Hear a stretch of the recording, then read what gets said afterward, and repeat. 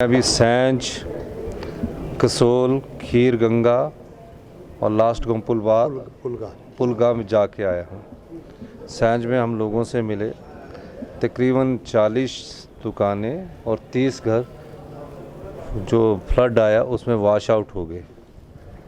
और मैं क्योंकि सुबह ही जब ये पता लगा और सबके घरों में वहाँ और सिल्ट भी घरों में पहुँच चुकी है, हमने तुरंत फौरी राहत के तहत अभी एक हेलीकॉप्टर को सैटेलाइट फ़ोन के साथ 4 अपने जो पुलिस के जवान हैं उनको भेज रहे हैं।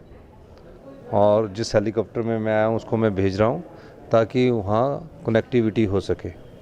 दूर संचार की व्यवस्था पूरी तरह चरमरा गई है। बिजली की व्यवस्था पूरे सैंज गाँव में पूरी तरह चरमरा गई है। पानी की व्यवस्था चरमरा गई है। और अभी हमने फौरी तौर पर उनको आज या कल में जो हमारी आर्थिक सहायता है 1 करोड़ रुपए की मैंने उन्हें आर्थिक सहायता देने की बात कही है। और जो खाने का अनाज है उसको हम कल उनके पास भेजेंगे।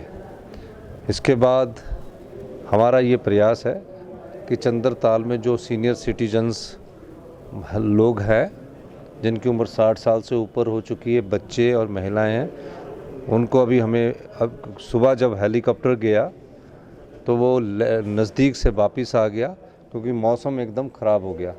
तो अभी 15 मिनट के बाद उस हेलीकॉप्टर को हम भेज रहे हैं और चंद्रताल से जो इवैक्यूएशंस है उसको हम शुरू करने जा रहे हैं। मणिकर्ण वाले रोड को और कसोल वाले रोड को मैं खुद देख रहा हूँ और मेरा ये मानना है कि आज शाम तक हम वहाँ से इवैक्यूएशन स्टार्ट कर देंगे। और जो मनाली कुल्लू रोड है उसको भी हम जल्दी ही आज शाम से रात से इवैक्यूएशन स्टार्ट कर देंगे। और जो सुंदरनगर मंडी रोड है मंडी से कुल्लू वाला रोड है उसका बहुत ज़्यादा नुकसान हुआ है। उसका एक अल्टरनेट रूट से हम यातायात और आवाजाही को परिवहन को ठीक दृष्टि से कि आवाजाही ठीक हो उस तरीके से हम उसको देख रहे हैं। इस बाढ़ में बहुत कहर बरसाया है। 50 वर्ष के बाद इस प्रकार की बारिश देखने को मिली है।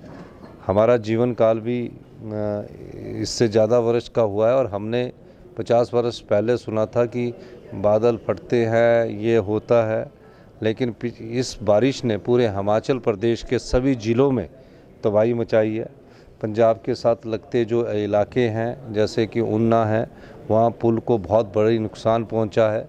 बद्दी का एक पुल जो चंडीगढ़ के साथ है वो टूट चुका है। तकरीबन 40 पुल बड़े बड़े पुल वो टूट चुके हैं। कोई ऐसी पंचायत नहीं है हिमाचल प्रदेश की 3500 पंचायतों में जहां सड़कें टूट चुकी है। पेयजल योजनाओं का बुरा हाल है। अब हमारी जो सबसे वर्स्ट डिस्ट्रिक्ट कुल्लू है उसमें हमारा ये प्रयास है कि शाम तक किसी तरह यहाँ बिजली पहुँच जाए। जब बिजली पहुँचेगी तो जो हमारी पेयजल की योजनाएं हैं उसमें हम लोगों को सुचारू रूप से पानी दे सकेंगे। मैं खुद व्यक्तिगत तौर से यहाँ ये चीज़ देखने के लिए आया हूँ। मंडी में बुरा हाल है।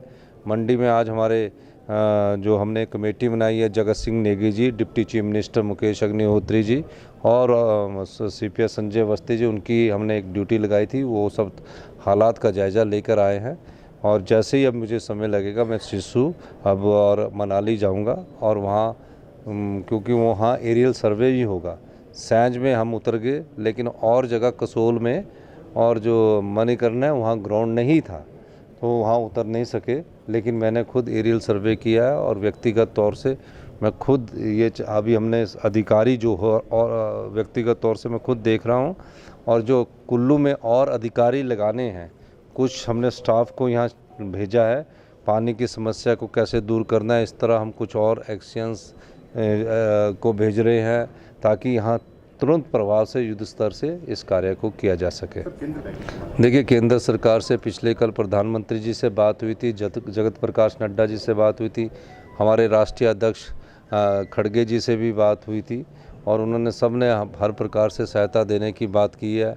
राहुल गांधी जी से बात हुई, प्रियंका जी से भी, सब पार्टी के पदाधिकारी भी है, सरकार के पदाधिकारी भी हमारे सब प्रकार से सहायता करने के लिए तैयार है।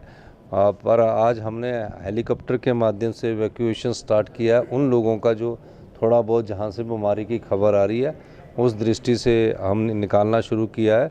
और मैं पूरे जो पर्यटक, चाहे महाराष्ट्र, मध्य प्रदेश या कई और पूरे हिंदुस्तान के पर्यटक यहाँ आए हैं, वो सब सेफ़ है। सबसे खुशी की बात है वो सब सुरक्षित है।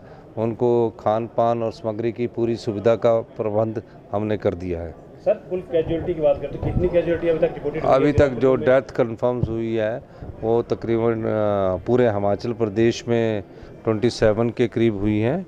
और जो कुल्लू की आप बात कर रहे हैं तो तकरीबन 4 डेथ कंफर्म है, एक और बॉडी मिली है, उसकी शिनाख्त चल रही है। सर, सैकड़ों लोग प्रभावित हुए हैं, सरकार किस तरह से? देखिए, सरकार हर प्रकार से सभी प्रभावित लोगों के साथ खड़ी है। इस प्रकार की भयंकर आपदा से निपटने के लिए कुछ समय लगेगा, लेकिन सरकार उनको सब प्रकार से सहायता मुहैया करवाएगी। मैं कह सकता हूं कि आज तक के इतिहास का ये सबसे बड़ा नुकसान हुआ है। थुनाग का जो हमारा एसडीएम हेडक्वार्टर है, यहाँ का लगभग आधा बाजार तबाह हो गया है। लोगों के घर बह गए हैं, टूट गए हैं, क्षतिग्रस्त हो गए हैं। और घरों के साथ साथ में, क्योंकि ये कमर्शियल कॉम्प्लेक्स भी है, बहुत सारे लोगों की दुकानें जिसमें बहुत कीमती सामान उनके पास यहाँ पर दुकान में रहता है बेचने के लिए, उसमें से कुछ भी नहीं बच पाया है। वो पूरी तरह से नष्ट हो गया है, बर्बाद हो गया है। और मुझे सचमुच में इस बात को लेकर के बहुत खेद है कि यहाँ थुनाग में ना एसडीएम है, पिछले 4 दिनों से एसडीएम यहाँ पर नहीं है, एक्शन पीडब्ल्यूडी यहाँ पर नहीं है, तहसीलदार यहाँ पर नहीं है। और भगवान भरोसे छोड़ दिया इस तरह से, क्योंकि ये विधानसभा क्षेत्र जो है विपक्ष के नेता का विधानसभा क्षेत्र है। शायद इसी बात को लेकर हमने ऐसे दौर में से गुजर करके देखा है, लेकिन हमने रात को ही मशीनें लगा करके रास्ते खोल दिए। आज हजारों की संख्या में टूरिस्ट पूरे हिमाचल प्रदेश में अलग अलग जगह रुका पड़ा हुआ है, फंसा पड़ा हुआ है। परिवार के लोग हमको फ़ोन कर रहे हैं, परिवार के लोगों को, क्योंकि उनके पास वहाँ पर मोबाइल नहीं चल रहा है, बिजली की सप्लाई बंद होने के कारण चार्जिंग नहीं है, वो सुरक्षित है कि नहीं है, परिवार के लोग चिंतित हैं। तो ऐसे में कोई मैकेनिज्म डेवलप करना चाहिए प्रदेश के स्तर पर था, जिसमें जो बाहर से जो लोग हिमाचल प्रदेश में आए हैं उनको, उनकी लोकेशन क्या है, क्या वो ठीक है, क्या उनको किसी चीज़ की ज़रूरत है, अगर ज़रूरत है तो उस ज़रूरत को पूरा करने के लिए कोई बीमार हो सकता है, उसको दवाई की ज़रूरत है, किसी को खाना 2 दिन से नहीं मिला है तो उनको खाना पहुंचाने की जिम्मेवारी है। तो ऐसी परिस्थिति में ये सारी चीज़ें करनी चाहिए। लेकिन सचमुच में बहुत बड़ी निराशा है। और यहाँ आने के बाद अपने क्षेत्र में यहाँ आकर के मैं तो सच कह रहा हूँ कि बहुत दुख हो रहा है कि बिल्कुल भगवान भरोसे छोड़ दिया गया है इस विधानसभा क्षेत्र।